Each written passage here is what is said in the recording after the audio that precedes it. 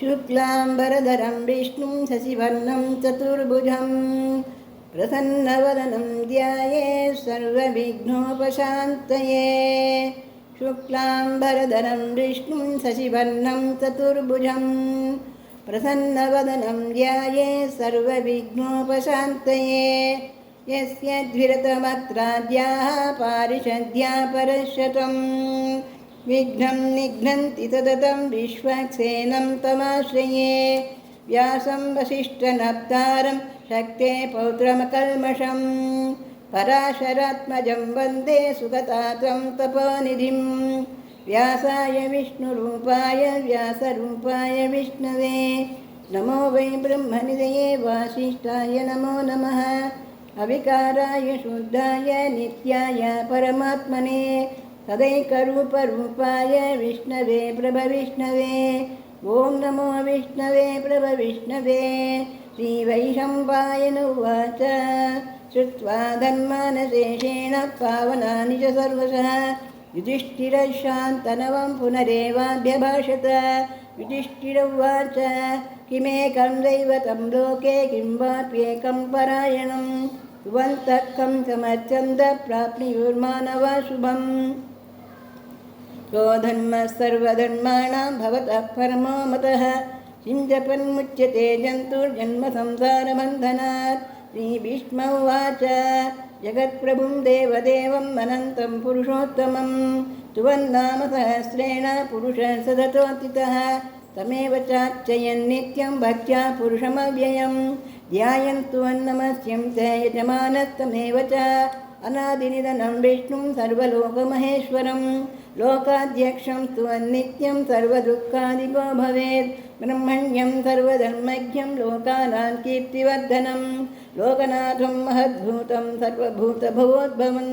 एष मे सर्वधर्माणां धर्मोऽधिकतमो मतः यद्भक्त्या पुण्डरीकाक्षं तदैरर्चे नरः सदा।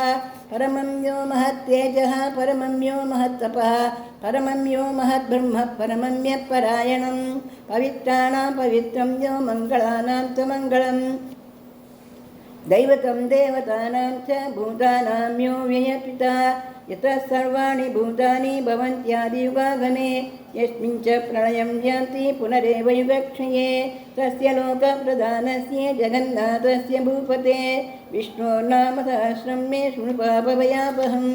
यानि नामानि गौणानि विख्यातानि महात्मनः ऋषिभिः परिगीतानि तानि वक्ष्यामि भूतये।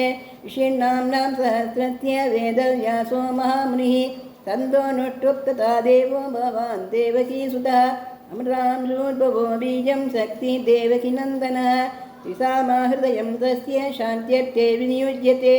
विष्णुं विष्णुं महाविष्णुं प्रभविष्णुं महेश्वरम् अनेकरूपदैत्यान्तं नमामि पुरुषोत्तमम्।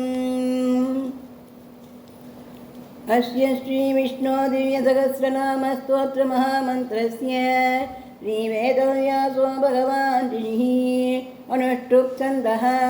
श्रीमहाविष्णुपरमात्मा श्रीमन्नारायणो देवता अमृतांशोद्भवो भानुरतिबीजम् देवकीनन्दन सृष्टेति शक्तिः उद्भवः क्षोभनो देव इति परमो मन्त्रः। शङ्खबृन्नन्दकी चक्रीति कीलकं शार्ङ्गधन्वा गदाधर इत्यस्त्रं रथाङ्गवाणिरक्षोभ्यैति नेत्रं त्रिधामासामघसामेति कवचम् आनन्दं परं ब्रह्मेति योनिः ऋतुसुदर्शनकाल इति दिग्बन्धः श्रीविश्वरूप इति ध्यानं श्रीमहाविष्णुप्रीत्यर्थे श्रीविष्णुसहस्रनामजपे विनियोगः ध्यानम्। क्षीरोदन्वत्प्रदेशेषु शिमनिविलसैकतैर्मौक्तिकानां मालाक्लुप्तासनस्तस्फटिकमणिनिभैर्मौक्तिकैर्मण्डिताङ्गः शुभ्रैरभ्रैरदभ्रैरुपरि विरचितैर्मुक्तपीयूषवैषैः आनन्देन पुनीयादरिनलिनगदाशङ्कपाणिर्मुकुन्दः भूः पादो यस्य नाभिर्व्यदसुनिलश्चन्दसूर्यौ च नेत्रे तन्ना वाचादिरोध्योर्मुखमभिदघनो यस्य वात्तेयमब्धिः अन्तस्थं यस्य विश्वं सुरनरकखगो भोगिगन्धर्वदैत्यैः चित्रं रम्यते तं त्रिभुवनवपुषं विष्णुमीशं नमामि। ॐ नमो भगवते वासुदेवाय। शान्ताकारं भुजगशयनं पद्मनाभं सुरेशं विश्वाधारं गगनसदृशं मेघवर्णं शुभाङ्गं लक्ष्मीकान्तं कमलनयनं योगिहृद्यानगम्यं वन्दे विष्णुं भवभयहरं सर्वलोकैकनाथं मेघश्यामं पीतकौशेयवासं श्रीवत्साङ्गं कौस्तुभोद्भासिताङ्गं पुण्योपेतं पुण्डरीकायदाक्षं विष्णुं वन्दे सर्वलोकैकनाथं शशङ्खचक्रं सकिरीटकुण्डलं सपीतवस्त्रं सरतीर्वेक्षणम् अहारवक्षस्थलशोभिकौस्तुभं नमामि विष्णुं शिरसा चतुर्भुजं छायायां पारिजातस्य हेमसिंहासनोपरि आसीनम् अम्बुदश्यामं आयताक्षमलङ्कृतं चन्द्राननं चतुर्बाहं श्रीवत्साङ्कितवक्षसं रुक्मिणी सत्यभामाभ्यां सहितं कृष्णमाश्रये।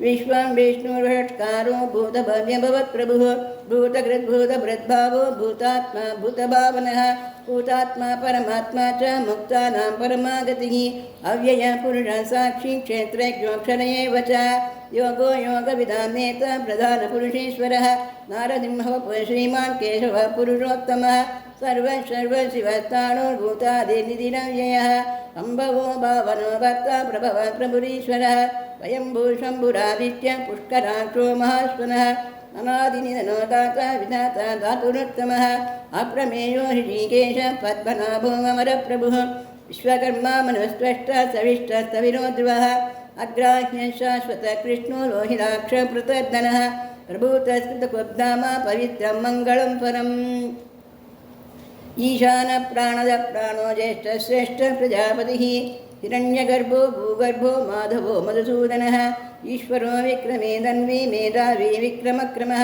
अनुत्तमो दुरादर्शक्तज्ञक्तिरात्मवान् पुरेशशरणं सन्म विश्वरेता प्रजाभवः अहः संवत्सरो व्याळ प्रत्ययः सर्वदर्शनः